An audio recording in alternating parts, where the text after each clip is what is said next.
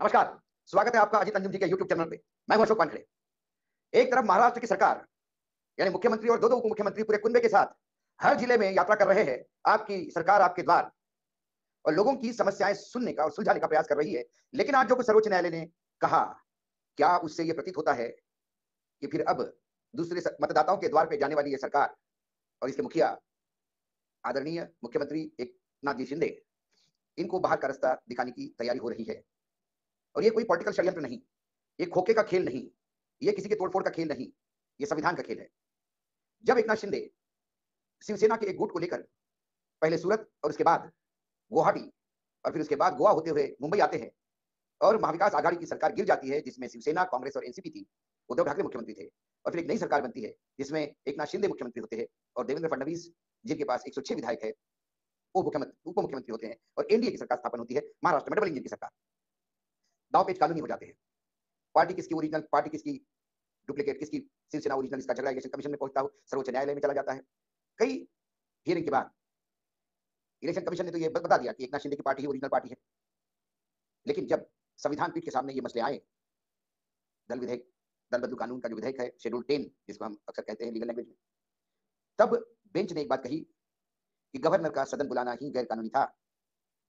Whip parliamentary board जारी नहीं कर सकता या विधानसभा का संसदीय बोर्ड जारी नहीं कर सकता विधानमंडल का, वो पार्टी व्हीप का अपॉइंटमेंट करती है।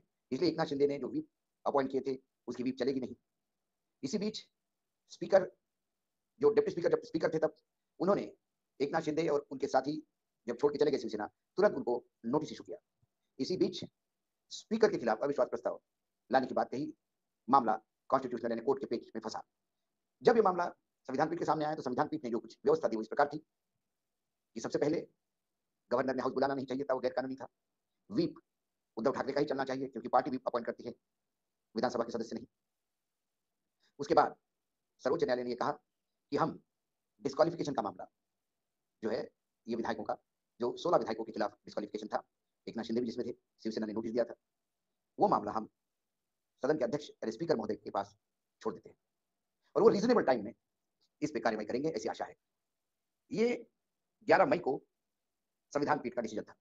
संविधान पीठ ने यह भी कहा था यदि उद्धव ठाकरे इस्तीफा नहीं देते, यदि वो सदन के पटल पर अविश्वास प्रस्ताव फेस करते और हार के उनकी सरकार चली जाती तो अविश्वास प्रस्ताव ही गलत था और वोटर ही गलत थे। ये बोल के हम आपकी सरकार को फिर से सत्ता में बिठा सकते थे, लेकिन आपने हाउस ही नहीं फेस किया, इसके पहले ही इस्तीफा दे दिया, इसलिए अब ये डिस्क्वालिफिकेशन के मामले पे बात हो सकती है और ये स्पीकर महोदय तय करेंगे। स्पीकर बीजेपी के हैं क्योंकि नए सरकार में बहुत सारी नए स्पीकर भी आए। अब ऐसे में स्पीकर साहब 11 मई से लेके आज 3-4 महीने हो गए, इस रीजनेबल टाइम को भी उन्होंने पार कर दिया। क्योंकि एक रीजनेबल टाइम क्या होना चाहिए, ये एक सुप्रीम कोर्ट का ही डिसीजन है। शेड्यूल 10 के तहत आर एफ नरीमन जज साहब ने एक केस में जो जजमेंट दिया उसमें रीजनेबल टाइम 3 महीने का बताया। उसी को बैरोमीटर मानते हुए सरकार, सुप्रीम कोर्ट, सबको लग रहा था कि 3 महीने में कुछ होगा। लेकिन स्पीकर साहब इस गुमान में थे कि वो सर्वोच्च है और कोर्ट विधानसभा के किसी कामकाज में दखल नहीं दे सकती, स्पीकर को भी आदेश नहीं दे सकती। लेकिन जब 3 महीने पूरे हुए तब जाकर जुलाई में, मई जून जुलाई जब पूरे हो गए तो जुलाई 4 को एक पिटीशन फाइल की शिवसेना की तरफ से। जब पिटीशन फाइल हुई तो उसकी हियरिंग 14 जुलाई को उसकी नोटिस इशू हुए उस पिटीशन के। और फिर जब ये सितंबर 18 के लिए लिस्टिंग हुआ, जैसे ही सुप्रीम कोर्ट में 18 तारीख को ये मैटर लिस्टिंग हुआ कि शिवसेना की तरफ से पिटीशन की गई कि आप स्पीकर महोदय को डायरेक्शन दीजिए कि जल्दी काम करें। स्पीकर महोदय ने एम्बेरेसिंग सिचुएशन अवॉइड करने के लिए 14 सितंबर को मीटिंग बुलाई और कहा कि मैंने प्रोसेस चालू किया है, आपने एफिडेविट नहीं दिया, ये फॉर्म भरवा नहीं दिया, शेड्यूल नहीं है, बहुत सारी चीजें करके उन्होंने फिर इसको इंडेफिनिट टाइम के लिए टाल दिया।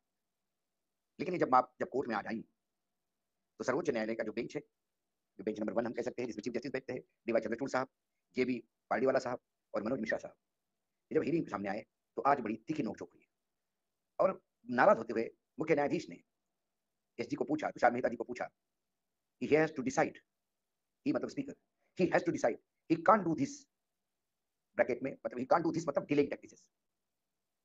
उन्होंने सवाल पूछा, what did the speaker do after May 11 judgement by the honourable court. जब सर्वोच्च न्यायालय ने May 11 को जजमेंट दिया तब से लेके आज तक स्पीकर महोदय ने क्या किया। उसके बाद वो बताते रहे, तुषार मेहता जी जो सरकारी वकील है, कि बहुत सारे प्रोसीडिंग हुए, प्रोसीडिंग में ये नहीं दिया, शिवसेना वाले डिले कर रहे हैं, ये कर रहे हैं, ये कर रहे हैं, कोर्ट ने किसी बात को नहीं माना। इसी बीच कपिल सिब्बल जी ने कहा कि सर्वोच्च न्यायालय इसमें इंटरवेन करना चाहिए, क्योंकि स्पीकर जब शेड्यूल 10 के तहत, दल बदल कानून के तहत, विधेयक के तहत जब कोई डिसीजन देते हैं या इंक्वायरी करके लोगों के सामने जब आता है, तो एक ट्रिब्यूनल की उसकी हैसियत होती है। शेड्यूल 10 इसको ट्रिब्यूनल कहता है, और सर्वोच्च न्यायालय ट्रिब्यूनल को मैंडमस इंस्ट्रक्शन दे सकता है। तो मैंडमस जो है, एक इस टाइप का सुप्रीम कोर्ट का ऑर्डर है जो किसी इंडिविजुअल को नहीं दिया जा सकता। लेकिन यदि कोई सरकारी काम ठीक से नहीं कर रहा हो, अपनी ड्यूटी ठीक से नहीं कर रही हो, तो उस संस्थान को, उस ओहदे को, ये ऑर्डर मैंडमस के तहत सर्वोच्च न्यायालय इंटरफेयर कर सकता है। जैसा ही कपिल जी ने ये कहा, तुषार जी टूट पड़े। उन्होंने क्या क्या बात कर रहे हैं आप स्पीकर, एक कॉन्स्टिट्यूशनल पोजीशन है, आप दूसरे कॉन्स्टिट्यूशनल पोजीशन को उनके सामने खड़ा करके आप क्या करना चाहते हैं? तब चीफ जस्टिस ने क्लियरिफिकेशन के साथ कहा कि तुषार जी, स्पीकर इस शेड्यूल 10 में ट्रिब्यूनल है, और सर्वोच्च न्यायालय पूरे अधिकार के साथ उन्हें ऑर्डर दे सकता है। ये न्यायपालिका और विधायिका का टकराव का मामला नहीं है, इसे अलग रंग में मत देखी जाइए। आगे उन्होंने अपने निर्णय में कहा कि we will list this matter after 2 weeks. अभी जो पिटीशन चल रही है हमारी, जिसपे हम आज बहस कर रहे हैं, ये हम 2 सप्ताह बाद फिर इसको लिस्टिंग करके सुनेंगे। आपको हमको बताना होगा कि स्पीकर क्या प्रोग्रेस कर रहे हैं। वो इंडेफिनिट समय के लिए चीजों को टाल नहीं सकते। आगे अपने निर्देशों में स्पष्टता लाते हुए कोर्ट कहती है, speaker will hear a matter no less later than 1 week. Speaker महोदय इस मैटर को 1 सप्ताह के अंदर सुनवाई करके निर्णय ले। सर्वोच्च न्यायालय यदि स्पीकर ने निर्णय लिया, और स्पीकर ने निर्णय ये लिया, एकनाथ शिंदे और 16 लोग सही थे, डिस्क्वालीफाई नहीं हो सकते, तो मैटर फिर कॉन्स्टिट्यूशन बेंच में जाएगा, क्योंकि स्थितियां पूर्ण रूप से एकनाथ शिंदे और उन 16 लोगों के खिलाफ है। और यदि वो डिस्क्वालीफाई होते हैं, तो फिर उनकी सदस्यता जाएगी। ऐसे में 2 चीजें हो सकती हैं महाराष्ट्र में। यदि एकनाथ शिंदे डिस्क्वालीफाई हो गए, तो एकनाथ शिंदे के इस्तीफा होगा, अजीत दादा मुख्यमंत्री होंगे। लेकिन उप मुख्यमंत्री बनने के बाद ही अजीत दादा कंट्रोल के बाहर जा रहे हैं। ऐसे में बीजेपी डर के एक स्थिति जरूर कर सकती है कि मुख्यमंत्री इस्तीफा दे, क्योंकि वो एमएलए नहीं रहे हैं, उनकी सदस्यता गई। गवर्नर साहब मुख्यमंत्री को नई व्यवस्था होने तक कार्यकारी मुख्यमंत्री रहने की बात कर सकते हैं, और उसी चंद घंटे बाद फिर से एकनाथ शिंदे मुख्यमंत्री की शपथ ले सकते हैं और मुख्यमंत्री पद पर बरकरार रह सकते हैं, क्योंकि डिस्क्वालिफिकेशन में मेंबरशिप जाती है आपकी, चुनाव लड़ने का अधिकार नहीं। और हमारे यहाँ संविधान के अनुसार कोई भी सदस्य, कोई भी भारतीय नागरिक मंत्री पद की शपथ ले सकता है, बशर्ते 6 महीने के अंदर उसे फिर से चुनाव जीत के आना होता है। तो 6 महीने का समय है, 6 महीने में चुनाव होते नहीं होते ये देखना होगा।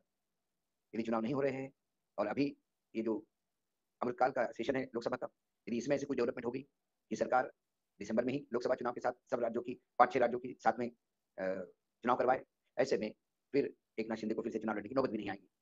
कुल मिलाकर मामला एकनाथ शिंदे के लिए गंभीर हो चुका है।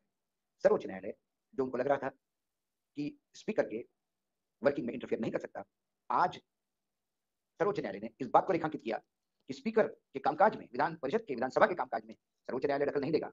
लेकिन जब स्पीकर ऐसे मसले हल करने के लिए बैठ जाते हैं, तो फिर एक ट्रिब्यूनल बन जाते हैं, और ट्रिब्यूनल को आदेश देना ये सर्वोच्च न्यायालय के अधिकार क्षेत्र में है।